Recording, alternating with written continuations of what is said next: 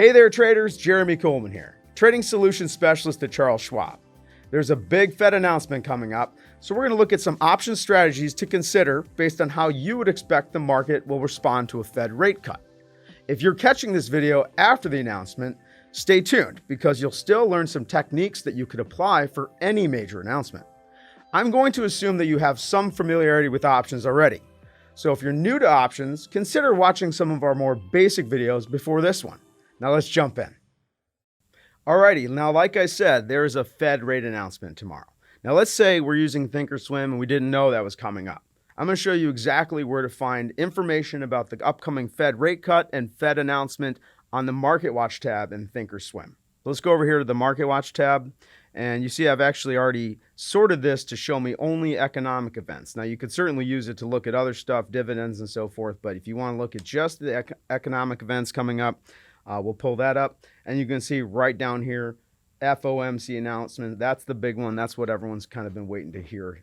What we're going to do is come down in the list here and find that FOMC announcement right here. You see it's at 1 p.m. Central Time, and I'm going to click on that button, and you'll see it tells us right here, 9/17, 1 p.m., previous zero change, to tomorrow expected 0.25% or 25 bips.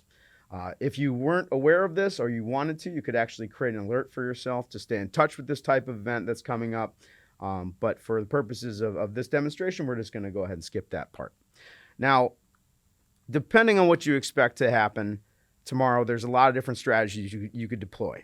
We're going to look here at the chart to see what's going on with the S&P, what's going on with the market. Now, for today's examples, we're going to be using the S&P 500 index options, symbol SPX. The reason for that today is because this Fed announcement could potentially move the market, and we wanted to look at a broader method of using options rather than something as nuanced as an individual stock. You can see we're certainly on an uptrend right now at the moment, coming all the way up here to the top of a Bollinger Band. I have two studies on this chart right now. I have a Bollinger Band and I have an RSI. The Bollinger Band is helping us understand trend, overbought, oversold, as well as the RSI helping us trying to understand overbought, oversold signals.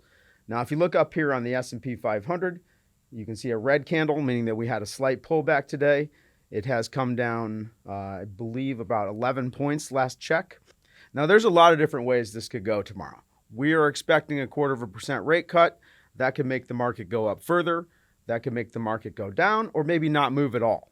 You know, a lot of people are speculating that this is already priced into the market. The market has been on an uptrend, as we can see on the chart here.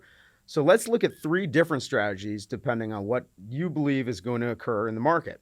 We'll look at one that's bullish, one that's bearish, and one that's neutral. Now, in order to decide what to use, what options to use, we're going to look at the option chain and the risk profile. Now, keep in mind, this is for educational purposes only and not a recommendation of any specific strategy. So let's jump over there. I'm going to go over to the trade tab. I'm going to pull up SPX again. We're looking at different options here, different expirations. Like I said in the beginning of this video, I'm going to make something very timely here, just a few days. And you can see right here, we have a 19th of September expiration that expires in 3 days. Going to go ahead and open that. And we're looking at strike prices. We got 30 strikes. I have selected the volume and open interest. I think this is generally a important thing to look at. You know, you want to understand if there's enough open interest in the options you're trading. It also might point you to, the volume might point you to an area that the market is sort of positioning itself at. If you come down here on the call side of things, you can see that we have quite a bit of volume on the 6640 call. We have quite a bit of volume on the 6650 call. There's also a lot of open interest on both of these expirations. Now, this would be a bearish trade if we sold a call vertical, and that's one example we're going to use. But before we do that, we're going to go over here to the put side, and we're going to also look at the puts, picking the volume. Look, 1175 puts traded here. Not as many traded in the two lower strikes, but this is definitely, there's a large amount of volume and open interest on this particular put, the 6570. Now, let's run through first the bear trade. I'm going to go to the call side. I'm going to use the open interest as the way I'm selecting the strikes. I'm going to sell the 6640. I'm going to buy the 6650. That's going to create a credit spread, a credit vertical. In order to do this, it's actually a nice little trick with Thinkorswim. If you hold down the control button while you click on the bid and ask, it allows you to create a custom width spread. This is a $10 wide spread. And if I click there and click there, one on the bid, one on the ask, you can see I have created a 10-point wide vertical that's giving me a credit of $3.80.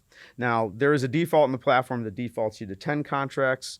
For today's purposes, we're going to change that over to 1. And we're going to go look and lock in the price at $3.80.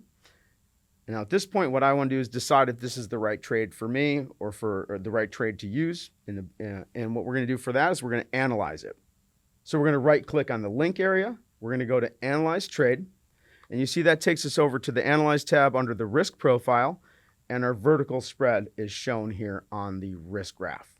The blue line is representing our profit and loss on the expiration of these options, and the pink line is representing our profit and loss today. Now, this is a $3.80 credit on a $10 wide spread. So our risk is the difference between the legs less the credit. If you look on the right-hand side, this bottom line here is representing our maximum loss. And if you look in the lower left-hand corner of the screen, that says $620. And if we go up here to the top, our maximum profit, $380. So exactly the difference between the two legs less the credit. This is also representing our break-even point on expiration. And this is showing our break-even point today. Now, the first thing I do when I come over to this page is I want to check the probability of this trade working out for me.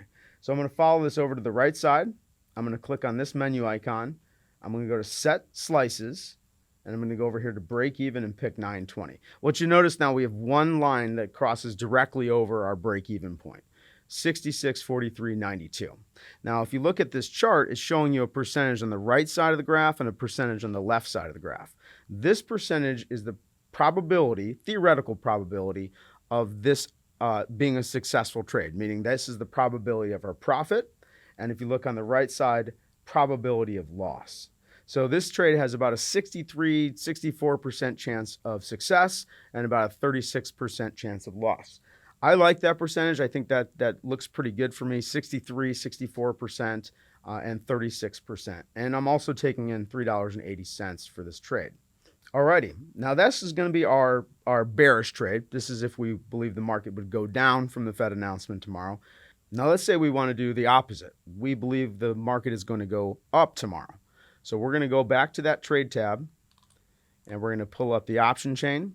We're going to go to the put side. If you remember, I was showing you before, we have lots of volume here on the 65.70, and there's a fair bit of open interest on the 65.60. We want to do the same width spread. So I'm going to go over to the 65.70. I'm going to click on the bid of that option. Again, hold down the control key, go to the 65.60, and now we have a credit put vertical. This is a bullish trade. Now I'm going to go ahead and right click on that again, choose Analyze Trade, and go back up to the risk profile. Now you notice this looks a little strange right now. That's because we have both of our options on here. Let's go ahead and uncheck the call vertical. And we're going to change that quantity back down to 1. Now, we are analyzing almost the exact opposite trade here. If you look, the direction is reversed.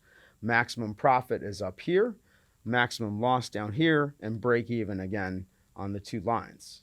Now, our break even point is off now because that was set to the call side before. So now let's set it over to the put side. We follow the price slices over here to the right. Click on that, set slices. Go to break even and pick 920. Now, again, both of these options that we're looking at today expire on the 20th of September. So very short term, very timely. Depending on what happens in the next couple days, these could work out, or who knows. But we are using this tab to help us understand that. Very, very beneficial area of the platform for anyone trading options. And we have lots of education on this particular area. It can be quite complex. So we're covering some high-level items today, but there's always more to learn. Now let's look on the left-hand side. You can see our probability of success on this trade is actually giving us 64% chance probability of success and 35% probability of loss. This is break-even point, so making a penny or more or losing a penny or more on the trade, not probability of maximum profit or maximum loss. So you can see I actually got these very close to one another.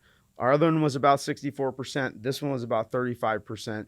And I did that just by looking at general open interest and volume, helped me understand kind of, again, where the market is sort of positioning. Now this trade is successful if the market goes up. This is our bull side.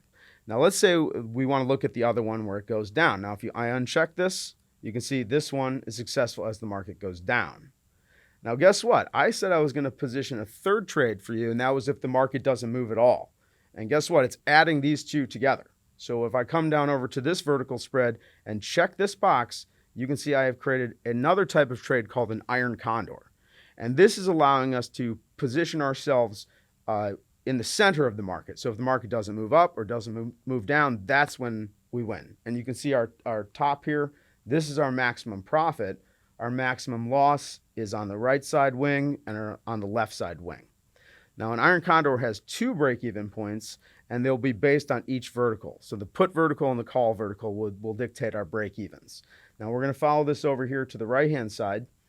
Again, price slices, set slices, break-even, 920 again, and you can see right here.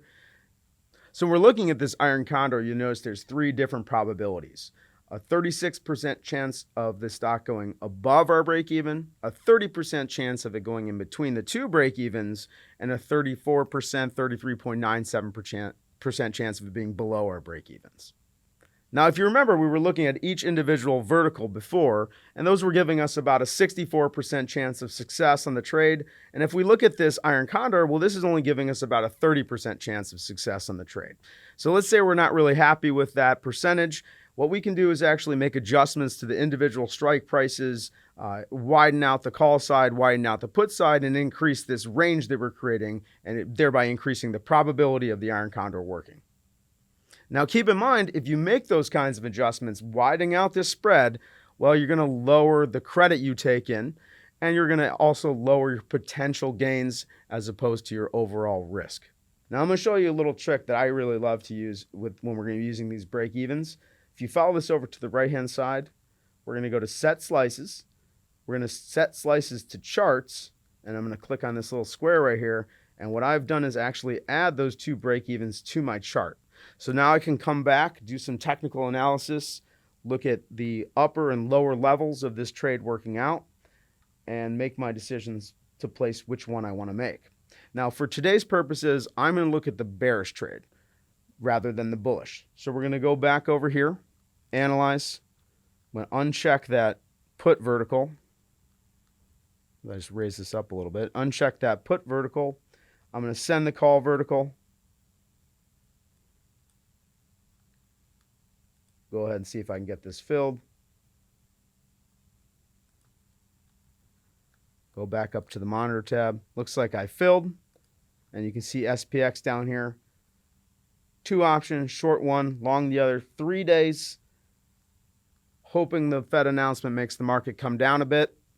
And we have a very short-term trade here, only 3 days to expiration. So that's 3 different ways a trader could use options around a big event like a Fed announcement, whether you're bullish, bearish, or neutral.